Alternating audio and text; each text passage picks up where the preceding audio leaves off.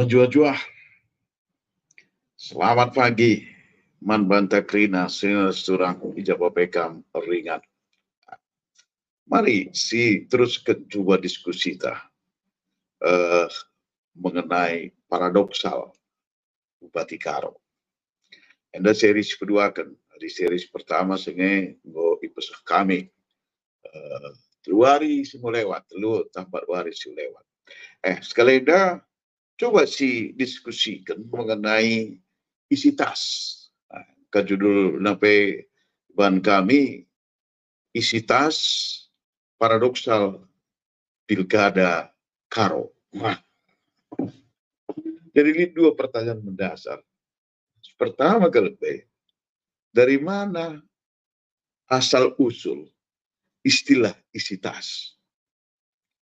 Jadi kedua kan, siapa yang paling diuntungkan dan siapa yang paling dirugikan kalau isi tas ini dipercaya dan dipraktekkan setiap kali pilkada Bupati Karo. Maka mari diskusi keras-keras. Dilemparkan kami lebih 3 pemikiran. Tolong kami krida ngomenca. Bandu komentar du ibas kaigelarna ibas bagian komentar ibas YouTube kami enda. Isi tas. Istilahnya sangat kuat ya, sangat kuat. Tapi pertanyaannya adalah dari mana ini muncul? Dari mana ini muncul? Apakah memang ini dari masyarakat? Lalu pertanyaan berikutnya, masyarakat yang mana? Masyarakat yang mana? Aku kurang yakin. Di isi tas, konsep isi tas, berasal dari masyarakat paling bawah, grassroots kita, lang. Sebab untuk memilih kata seperti ini membutuhkan kecerdasan. Jadi aku tidak yakin kalau isi tas itu adalah berasal dari masyarakat itu sendiri. Masyarakat Karo itu sendiri. Termasuk masyarakat yang ya di kedai kopi lah. Di kedai kopi.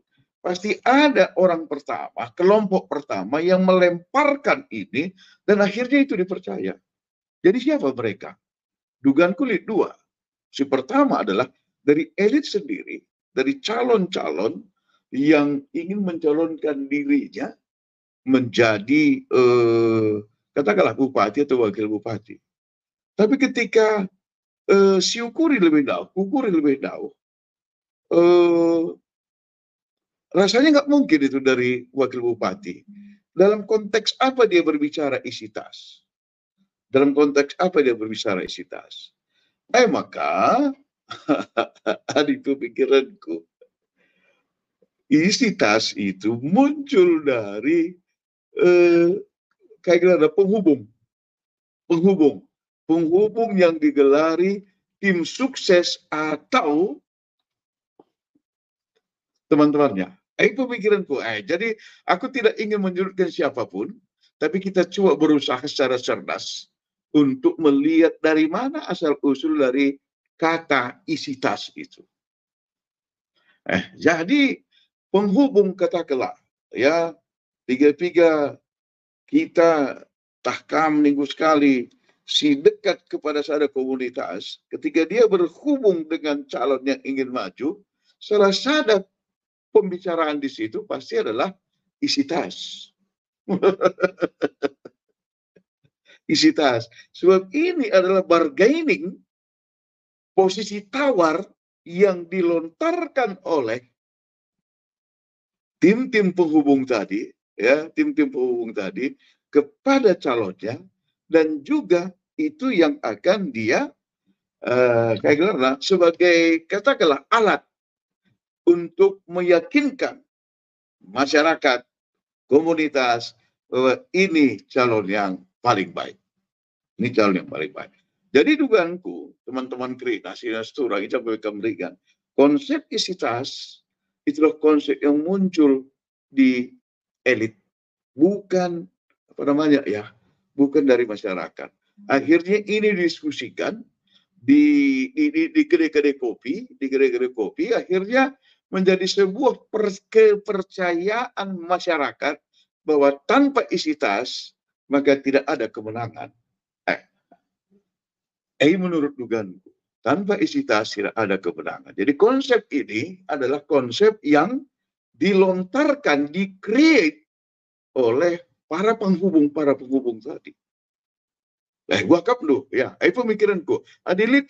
Lihat pemikiran lu dari mana asal usul ini lebih tepat. Mari kita diskusikan. Sebab kita lihat selanjutnya. Sebenarnya apa manfaat dari konsep isi tas itu? Apakah untuk memenangkan supaya pasangan calon menang, atau itu hanya sebagai sebagai sebuah tanda petik sebagai sebuah upaya untuk,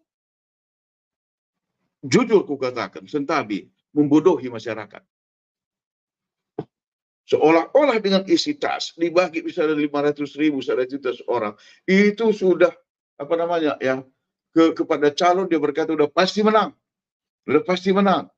Ya, kemudian kepada masyarakat dikatakan hanya dengan besaran isi tas tadi, maka Anda calon tasi mahulina, Anda calon tasi akan menang, Anda calon tasi akan membawa perubahan. Tanda petik, perubahan.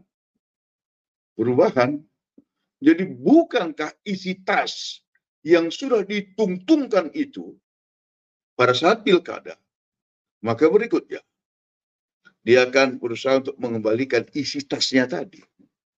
Jadi konsep bisnis si pakai, tidak ada gratis di bawah matahari. Nothing free under the sun. John Rockefeller katakan, lalit si gratis terus matahari eda.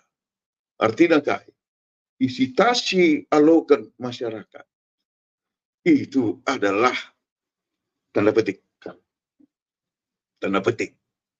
adalah tiket bagi pemenang bupati dan wakil bupati berikutnya untuk mencari pengembalian sebanyak-banyaknya. Jadi siapa yang paling diuntungkan? Yang paling diuntungkan di sini adalah si pertama kali tim penghubung dai, dia isi tas nggak sediakan, kurang sitik, kalah, pasti itu akan menjadi alasan. Kurang mereda isi tas tandai, tanggung si bahan, maka lagu kita wajib menang. Kata para penghubung itu. Selesai persoalan. Maka bicara 5 pasang calon dah dulu. Sada calon itu pasti menangnya. Sada pasang itu pasti menangnya. Simpati nggak pasti talu. Dan talu pun dia dengan membawa isi tas juga. Nggak mungkin tidak. Tapi isi tas si galang na babana jadi pemenang. Maka ni kan ICP gudari calone adilalit isi tasna lagu si menang. Sebaliknya ICP calone asal lit isi tasna ngu pasti menang. Yakin aku pasti menang. Ninta menang siapa?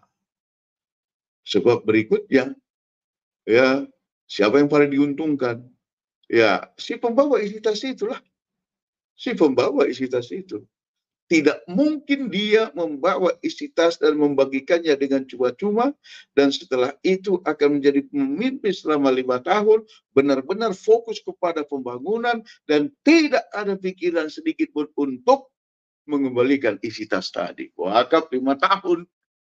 5 tahun berikutnya, pasangan bupati dan wakil bupati tadi akan selalu berupaya setiap tahun untuk mengembalikan isi tasnya tadi dengan cara apa?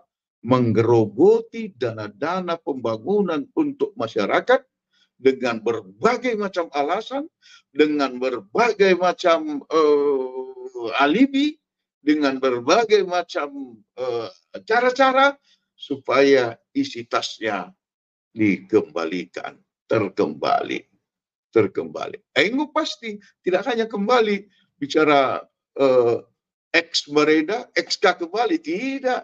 Ex mereda isi tasna tungtungkeun sanga pilkada buat ia menang, maka dalam 5 tahun kepemimpinannya kemungkinan besar X plus dan dua X plus 20%, X plus 10%, X plus 50%, kan X 2 kali lipat. Jadi masyarakat semakin terpuruk. Masyarakat semakin terpuruk dengan konsep istas itu. 2 bulan dia senang. Iya kakak jagoda. Dan 1 juta pilihnya calon A, menang calon A. Dan 1 juta. Tapi setelah itu, sisa 1 juta sidat masyarakat hanya iming-iming atau hanya penutup mata. Gelah KPC terjadi, lanai kamerawa ketika calon tadi ingin berusaha mendapatkan isi tasnya kembali. Jadi adik begini, laki nakap du kita kelak Reda saling membodohi. Saling membodohi. Saling membodohi. Akhirnya apa? Karo akan menjadi suku yang akan terpuruk terus. Padahal potensi tersekal luar biasa. Potensi Karo dari sisi pertanian luar biasa, dari sisi wisata luar biasa, dari sisi kualitas SDM luar biasa, dari sisi penyebaran penduduk luar biasa. Dimanapun ada kita Reda Gulari, belang-belang provinsi Indonesia ada kuakap 2/3 kusiari, lid pasti aku jumpa skala Karo. Jumpa skala Karo. Di seluruh Kalimantan, seluruh Sulawesi, bukan Karona aja Gerina. Artinya apa? Ini kan potensi. Di Gerina kalau Karo kapdu arsada ia membangun kuda kemuliaan. Si kalau Karo si katakanlah kami kaum perantau, kami kaum diaspora. Lid surah-surah, lid keinginan untuk membagi. Kamu si tanah Karo. Tuh pergunakan duka untuk membangun Karo. Masyarakat semakin rajin. Akhirnya kita sama-sama maju. Kalau Karo si Kutara si perantauan sama-sama maju. Tapi saling kerikan kita. Bagi diskusi tadi. Ini kan perlu kita maju ya. Ada pembangunan di Herte. Ya, di Tapanuli beratus-ratus triliun dana itu masuk. Kita langkai penita. Ada kita kan mungkinlah naik trust Mungkinlah naik trust Apalagi sebagai istilah Sigudari, saling mengolah kita Gerina. Saling mengolah hanya untuk kemenangan jangka pendek, tapi dampaknya kita akan semakin terpuruk di masa yang akan datang. Maka dahulu, ketika kita tetap membesarkan konsep isi tas eda, itu fakta memang, itu fakta saat ini. Tapi secara perlahan-lahan kita saling menghancurkan kita sendiri sebagai komunitas Karo. Padahal bagi Sinduwe Pengu katakan kami, peradaban Karo adalah peradaban yang sangat maju. Peradaban Karo adalah peradaban yang pernah menguasai Asia Tenggara ini.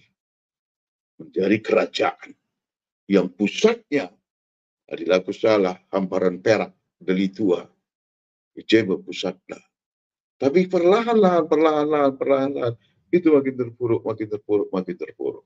Maka perjuangan yang paling besar, bagaimana kita secara kolektif, secara bersama-sama mengembalikan budaya atau peradaban Karo itu, sehingga peradaban Karo itu benar-benar memberikan kesejahteraan man kita Karo,